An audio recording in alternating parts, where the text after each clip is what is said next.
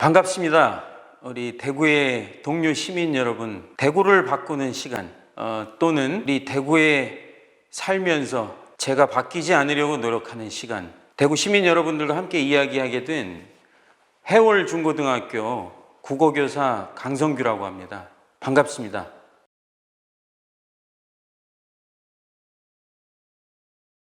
학교, 알맹이는 남고 껍데기는 가라 라는 제목으로 강연을 준비해 봤습니다. 그 부제는 코로나라는 이 미중유의 인류의 재난 속에 꾸역꾸역 학교라는 공간에서 살아가는 한 교사의, 그리고 이곳 대구 교사의 시선으로 바라본 대구 한국 사회, 이 세상 이야기 들려드리도록 하겠습니다. 다소 불편한 시민들이 계실 수도 있지만 청년들이 많이 쓰는 말이죠.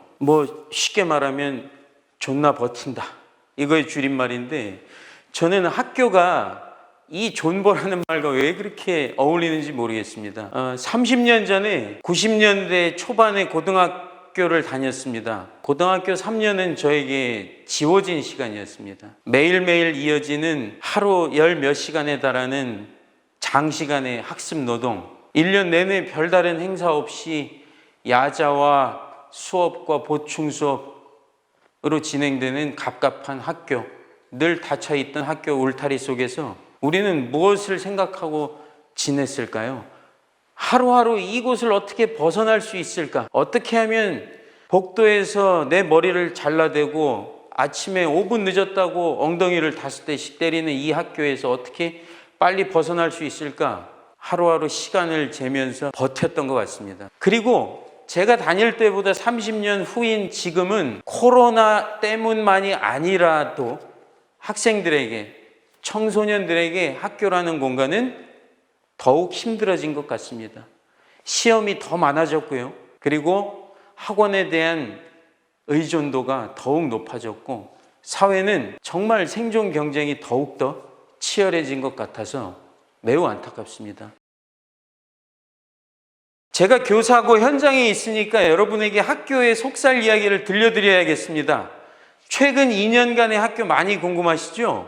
작년 학교 많이 힘들었습니다, 여러분. 2020년 한 해 동안 학교에 남아있는 것이 있습니다. 학교에는 시험과 여전한 입시 경쟁과 그리고 새롭게 도입되기 시작해서 학교의 주인이 되어가고 있는 에듀테크, IT 기술, 요 세 가지가 2020년의 승자입니다. 그렇다면 사라진 것은 무엇일까요? 학교 현장에서, 특히 고등학교에서 사라진 것은 모든 행사입니다. 사람을 만나서 이루어지는 행사, 체육대회, 수학여행, 이 시험만 두고 중간고사, 기말고사, 수행평가, 그리고 입시의 정점인 수능시험만 두고 나머지가 모두 사라졌습니다. 학교 재밌었을까요? 정말 재미없었습니다. 그런데 학생들은 그래도 학교에 오고 싶어 했습니다. 나오고 싶어 했죠. 선생님들도 그리워했습니다, 학생들을. 그래서 결국 온라인으로 먼저 만나고 얼굴 모르는 학생들과 정을 나누고 하다가 5월 말에 만났을 때 정말 반가웠어요. 그런데 그 반가움이 오래 가지 못하더군요. 마스크 너머 학생들은 말을 잃고 가만히 시험 대형으로 앉아가지고 우리는 진도를 빼기 시작했습니다. 학생들이 나와 있을 때 수행평가를 해야 되고 업무를 처리해야 되고 도무지 학생들과 교감을 나눌 시간이 없더군요. 그 반복되는 학습, 그리고 이 교사의 노동 속에 우리는 지쳐가기 시작했습니다. 그래도 역시 2020년에 모든 사라진 것들 틈바구니에서 시험은, 수능이 좀 연기되긴 했지만 착착 치러졌습니다. 대단히 놀라운 IT 기술의 개가라고 할 수 있겠죠. 작년까지 일하던 자율형 공립고등학교는 에듀테크 선도학교로 지정이 됐습니다. 유용했습니다. 아주 유용했습니다. 학생들의 기록을 남기기에도 유용했고 접속한 시간도 착착착 정리됐습니다. 강한 유혹에 빠졌습니다. 야, 이거면 아주 효율적으로 교육할 수 있겠다. 하지만 우리에게 기술을 알려주던 구글에서 일하던 그분은 구글의 이 기술을 학교에 도입하면서 교사들에게 의미 있는 말을 남겼어요. 선생님들, 이 기술을 효율적으로 교육적으로 활용하시는 건 좋은데 분명히 학생들을 통제하고 구속하는데 유혹을 느끼실 수도 있을 것 같습니다. 그 부분은 선생님들이 교육적으로 판단해 주십시오. 정신이 번쩍 났습니다. 과연 우리는 이 신기술을 가지고 학생들이 시간 안에 과제를 제출하는가, 출석 체크에 1분도 늦지 않게 실시간으로 접속하는가, 이런 데 주목하기 시작했습니다. 답답한 학교가 가정으로까지 확장이 된 것이죠. 숨 쉴 곳 없었고 학생들은 이따금 결석을 했습니다. 2021년 왜 학교는 다시 모이기 시작한 걸까요? 교육은 만나야 되기 때문입니다. 사람을 만나야 되잖아요.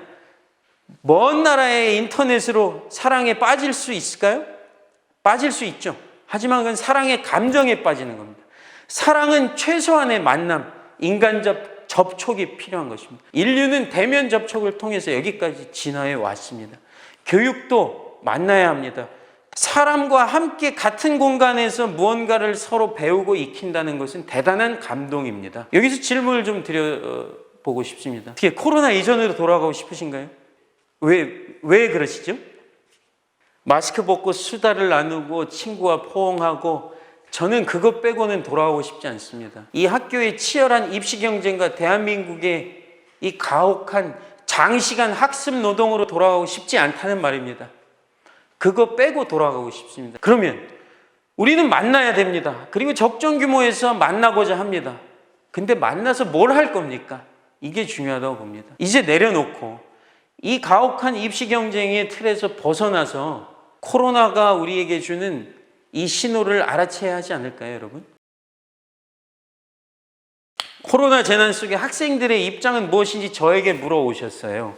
하지만 저는 학생들의 입장을 대변하기가 힘듭니다. 이걸 보고 계시는 화면 너머에 계신 대구 시민 여러분, 학생들에게, 청소년들에게 물어보셨습니까? 어떤 마음이냐고 물어본 적이 있으신가요? 당사자에게 의견을 묻지 않는 경직된 사회, 고등학생에게, 중학생에게 언제 물어보셨나요? 저도 못 물어봤습니다. 많이 물어보지 못했습니다.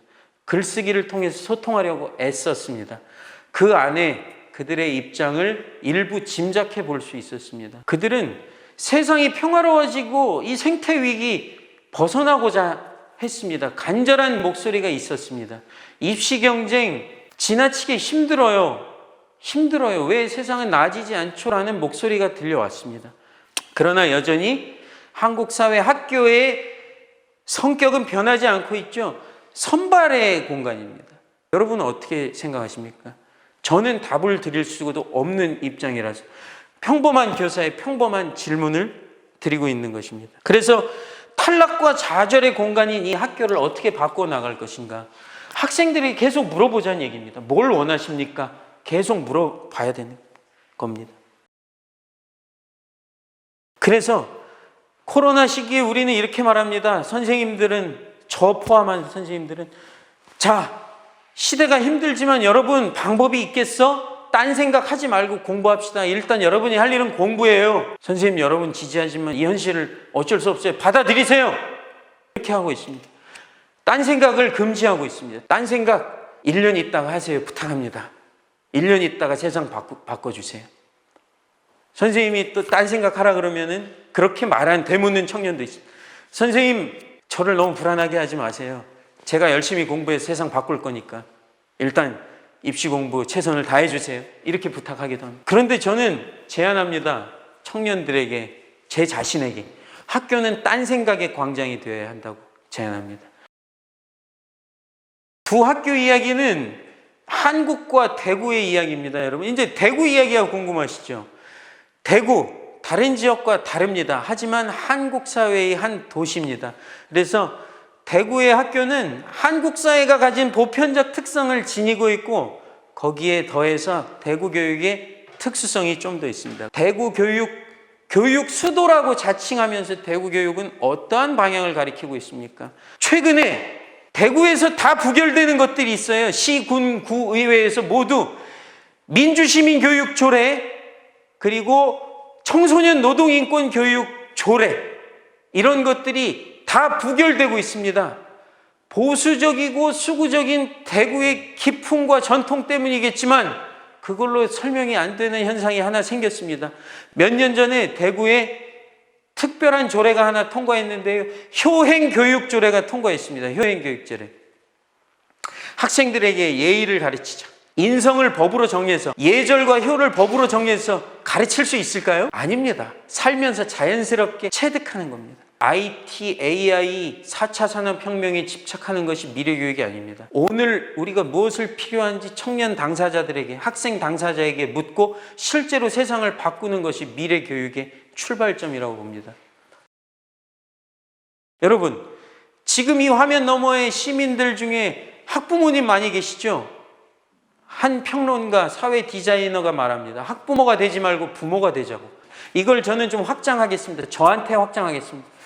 저에게 묻습니다. 강성규, 당신은 교사가 될 거예요? 참된 교사가 될 거예요? 아니면 계속 입시 대행자로서 그냥 업무에, 공문에, 명령에 따라서 왔다 갔다 하는 관행적인 그러한 월급쟁이가 될 거예요? 두 질문을 스스로에게 던지겠습니다. 그리고 시민들에게 여쭙습니다. 우리는 거리에서 청년들에게 혀를 끌끌 차는, 그들의 외모와 자유분방한 몸짓에 혀를 끌끌 차는 조금의 기준에서만 벗어나도, 교복에서 머리 스타일에 조금만 벗어나도 안 좋은 시선으로 바라보는 꼰대가 될 것입니까? 아니면은 조금 먼저 태어난 동료 시민이 될 겁니까? 저는 아직도 부족합니다. 그리고 부족하게 살다가 생을 다할 것 같습니다. 작년에 우리 학생 글 제목이 라떼 이즈 홀스라는 아주 풍자가 가득한 글로 우리 세대를 풍자하는 글을 제 수업에 써서 냈습니다. 아주 좋은 점수를 줬습니다. 좋은 점수를 줬다는 것도 되게 건방져 보이네요. 미안합니다. 이러한 틀이 사라지기를 바랍니다. 이걸로 갑시다, 여러분. 뭘 없애야 될지 우리 리스트를 만들어 봅시다. 입시 경쟁, 이 인간의 시민성과 개인성을 짓밟는 어떤 집단성, 이거 없앱시다, 여러분. 경쟁 없앱시다. 다투다가도, 예전에 한 국회의원도 말했잖아요. 서로 싸우다가도 멈춰야 되는 순간이 있다고. 생태소설가 최성각의 에세이 욕망과 파국이 54쪽에 이런 대목에 눈이 번쩍 뜨였습니다. 2018년 여름 그레타 툰베리는 태평양의 쓰레기산을 본 이래 방에 틀어박혀 사흘 동안 나오지 않았다고 한다. 사흘 뒤 방문을 열고 나온 그레타는 이제 사흘 전에 그 소녀가 아니었다. 환경운동가로 변신한 것이다. 여러분, 그레타 툰베리 잘 아실 겁니다. 스웨덴의 환경운동가이자 트럼프 앞에서 연설한 우리 기후정의 행동가라고도 하죠. 트럼프의 눈으로 보기엔 맹랑하고 당돌한 꼬마 아이일 뿐이었겠지만, 그럼 우리는 트럼프의 눈으로 툰베리 같은 청년들을 볼 것인가? 아니면 동료 시민의 눈으로 기후위기의 최일선에서 정말 건강한 질문을 하는 친구로 볼 것인가? 갈림길에 서 있다고 봅니다. 한국 사회는 기후위기의 시위에 나가는 청년들을 너 그러면 미인정 결석이야. 입시에 괜찮겠어? 라는 질문밖에 던지지 못하는 것일까요?